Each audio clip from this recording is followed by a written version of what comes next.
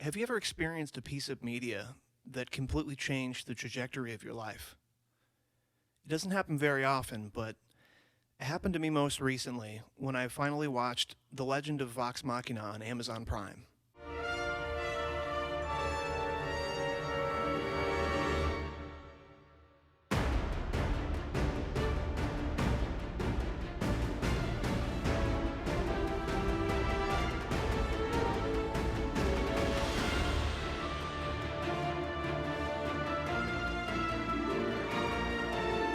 Animations have always been a huge part of my life, especially when I was younger. I grew up watching everything I could find on Cartoon Network and Toonami, from Samurai Champloo and Cowboy Bebop to classics like Naruto and Dragon Ball Z. All of these different shows still take me back to a time when things were much simpler, a time of adventure and reckless wonder, and I hadn't found a show like that until I stumbled upon The Legend of Vox Machina.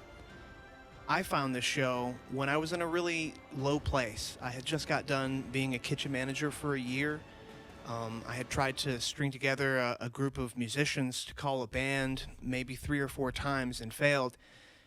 Luckily, I had enough recording gear and technology to make things happen on my own, but nothing I was making felt creatively inspired or even worth listening to. And something about the struggles of each member of the party of Vox Machina felt relatable in a unique and different way, and I connected to the struggles and the triumphs of the party members.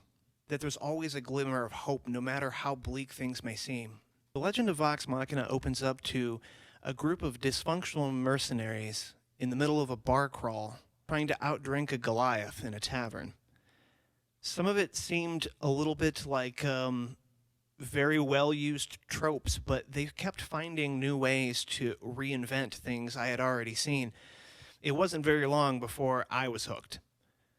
Scanlan Shorthalt was a good first favorite. He comes in with a hilarious scene of him sleeping with the tavern keeper's daughter.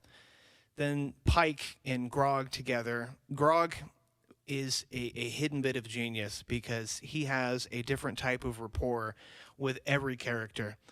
Pike and Grog together, I love when they call each other buddies. That's very cute. And also, my favorite is when he looks down at her and he goes, "Who's a little monster?" And she goes, "Ah." It's just the most adorable thing ever.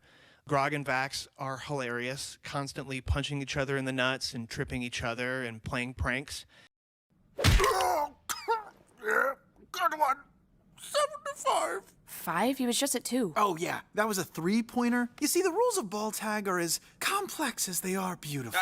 X is very interesting of a character, funny and a little quirky, constantly haggling with merchants over everything and giving the other members of the party shit. Percival, I felt like I bonded with the most. Pretty passive-aggressive, roasting people left and right, a very, very intelligent character, but I think I bonded with him because of how hard he is on himself. I resonate with that quite a bit. Keyleth is a moral center as well as Pike, but she comes from a much different perspective. Keyleth brings her own style of goofy, being very kind of airheaded and silly, also super powerful, so she ends up doing goofy things like freezing her friends or accidentally screwing up a spell, but she does serve as an ethical or moral compass for the group. Each character brings something completely unique and responds to every scenario a little bit differently.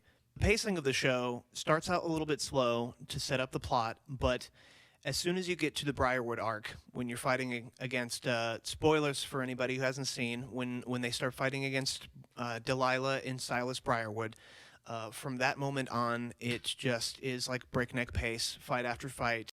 Vox Machina! Fuck! Shit!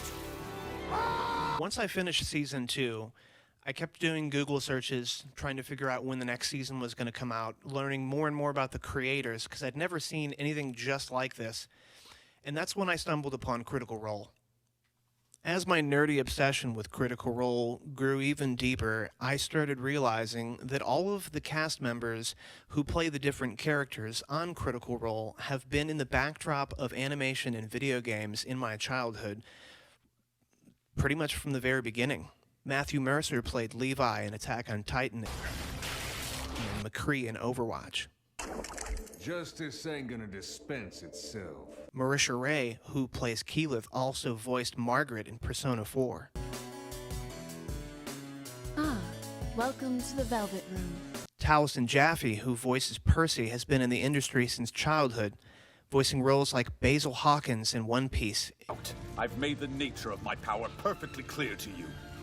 There's no escape. And Darian Mograine in World of Warcraft. Father, I wish to join you in the war against the undead.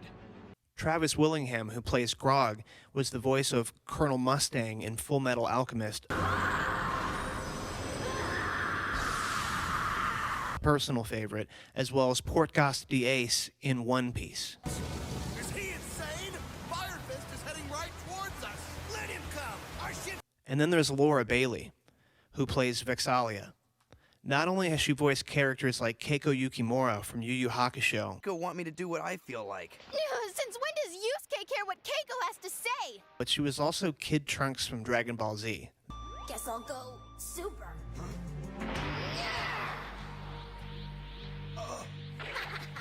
That one kind of blew my mind. Ashley Johnson, who's the voice of Pike, is the voice of Terra in Teen Titans, Whoa, nice digs. And check out the view. who I loved, as well as Unforgettable playing Ellie in The Last of Us Part 1 and Part 2. Oh, why are these all stuck together? I'm just fucking with you.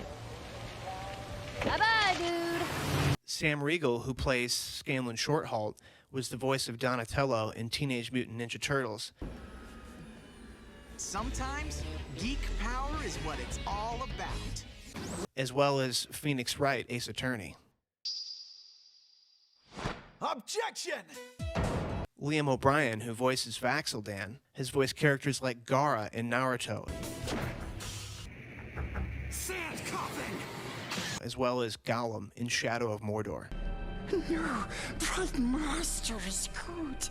He looks after us. Shut your... And an honorable mention to Robbie Damon, who did the voice of the 2016 to 2020 animated Spider-Man, You an improved Spidey. Oh, fan of the new look, are you? as well as Megumi Fujigoro in Jujutsu Kaisen. Hey, you damn bastard. I'll be dying first. Let me see your best shot. The specific way that the Legend of Vox Machina transformed my life was introducing me to playing Dungeons & Dragons. I've now been playing Dungeons & Dragons regularly for a little over a year, play 3 times weekly, once monthly, and it is the single most transformative thing I did for my mental, emotional, and creative health. It feels a little bit like the opportunity to flesh out a unique fraction of your psyche. This game is the best thing I found at detaching yourself from your daily real-world problems and giving you space to look at them objectively and not be so overwhelmed with the emotions that come from real life. Becoming a D&D player also showed me a variety of other great creators. I don't know where I'd be without the Dungeon Dudes. I also love watching Dimension 20 with my wife. I like to create a minor illusion of a sexy rat. What? I catch Legends of Evantris by myself sometimes. They're hilarious. Oh yeah. And, That just happened. and Gideon broke my jaw. I also get a bunch of great build ideas from Tulak the Barbarian and love listening to Not Another D&D podcast. There is a wide variety of creators out there, a huge world in D&D community that I'm excited to be welcomed into and who has been very welcoming and accommodating. You know, you start off not knowing very much, and you have to rely on the kindness of strangers to guide you through this game. As I began looking back on how I was changing and how I was transforming and the creativity that was arising in my music and in general in my life, As I began to continue playing D&D, I started becoming curious about the correlations between role-playing games and mental health. Not long after, I was talking with a party member of mine, and she was actually doing a research project on this topic. Her name was Erica Janae, and she was actually nice enough to give me a copy of this project. I'll put it up on the screen for you. In her study, she cites a number of studies that show D&D's value in a psychotherapy context as well as in prison rehabilitation. One study by Wright in 2020 showed a group of college students separated into A and B, one playing D&D for roughly 4 hours for 6 sessions, and the other one not. And the ones that did play D&D showed a marked increase in moral consideration. This game is shown to be so valuable in a prison context that Erica actually cited 2 recent examples of prisoners taking their right to play to court. Once in Wisconsin in 2010, and this one the prisoners actually won, they argued that not allowing the prisoners to play D&D together was infringing upon their First Amendment right to free speech. The 2023 case in Texas cites that not allowing death row inmates to play D&D together is infringing upon their Eighth Amendment right against cruel and unusual punishment, saying that this would be akin to prolonged solitary confinement.